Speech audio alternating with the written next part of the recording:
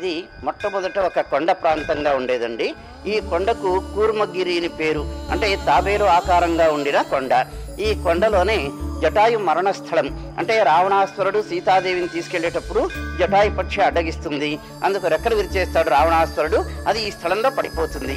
తర్వాత శ్రీ రాముడు వారు ఆ సీతాదేవిని వెతుకుతూ వస్తూ ఆ లయం అవుతున్న పక్షి, అంటే చనిపోతున్న పక్షికి మోక్షాన్ని కల్పించారు.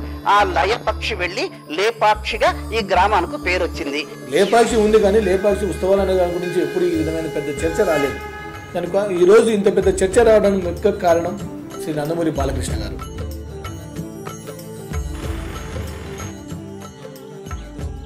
ఆ జటాయు మరణానంతరం దానికి దహన సంస్కార క్రియలు చేసి రాముల వారు ప్రతిష్ఠ చేసిన రామలింగం, హనుమంతుల వారి ప్రతిష్ఠ హనుమలింగం, ఇవి చిన్న ఆలయాలుగా ఉండేది. ఇక అగస్త్య మహర్షి ఉత్తర దేశం నుండి దక్షిణ దేశానికి యాత్రగా వచ్చి ఇక్కడ కొద్ది రోజులు కూర్చొని తపస్సు చేసి ఆ రామలింగం హనుమలింగం ఎవరైతే దర్శనం చేస్తారో వాళ్లకు పాపనాశన, అంటే పాపం నాశనం అవుతుందనే ఉద్దేశంగా పాపనాశేశ్వరుడు అనే పేరుతో శివుణ్ణి, రఘునాథ స్వామి అనే పేరుతో విష్ణువును ఎదురెదురుగా స్థాపన చేశారు.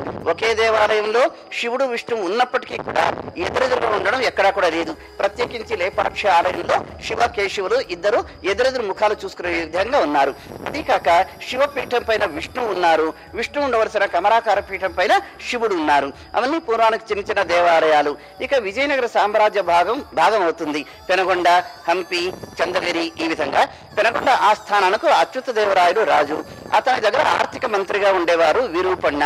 ఆ విరూపಣ್ణ గారు అచ్యుతరాలకు ఉత్తర్వుతో మొట్టమొదట గర్భగుడి, నాట్య మండపం ఈ రెండు పూర్తి చేశారు. తెలుగు జాతి గర్వపడేలా, తెలుగు నేల పులకరించేలా చరిత్రను మరిచిపోతున్న ఈ తరుణంలో ఆ లేపాక్షి చరిత్రకు పునర్వైభవాన్ని, వెలుగుల్ని తీసుకువచ్చి విశ్వవ్యాప్తంగా చాటుతున్న మా బాలకృష్ణ అన్నయ్యకు నిజంగా పాదాభివందనం. ఈ మొత్తం 7 ప్రాకారాలుగా నిర్మించారు ఈ దేవాలయం. ఈ 7 ప్రాకారాల్లో 4 ప్రాకారాలు గ్రామంగా ఉంది, 3 ప్రాకారాలు మాత్రమే దేవాలయం ఉంది.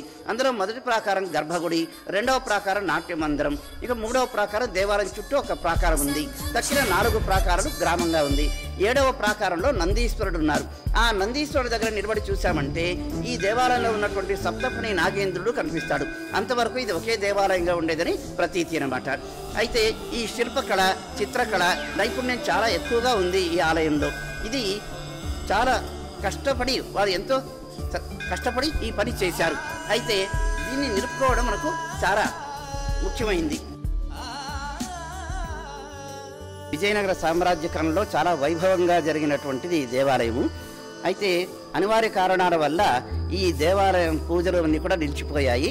1936లో తిప్పండ్రావు అని ఒక పోలీస్ ఇన్స్పెక్టర్ గారు వచ్చేసి ఆయన ఇక్కడ ఉన్నటువంటి దుండగులంతా కూడా తొలగించేసి ఈ దేవాలయ అర్చకులుగా మొట్టమొదటిగా మా తాతగారు ఎం శ్రీనివాసయ్య గారిని 1936లో నియమించారు. అప్పటి నుంచి 1977 వరకు కూడా ఆయన ఈ దేవాలయంలో పూజ చేసి ఆయన పరమపదించారు. ఆయన పరమపదించిన తర్వాత నేను ఎంవి సూర్యప్రకాశరావు అన్న నేను ఇక్కడ ఈ ఆలయంలో అర్చకుడిగా పనిచేస్తున్నాను. ఇప్పుడు బాలకృష్ణ గారు, అంటే ఈ హిందూపురం నియోజకవర్గపు ఎమ్మెల్యే గారు ఇప్పుడు ఉత్సవాలు జరపాలని నిర్ణయించారు 27, 28వ తేదీన.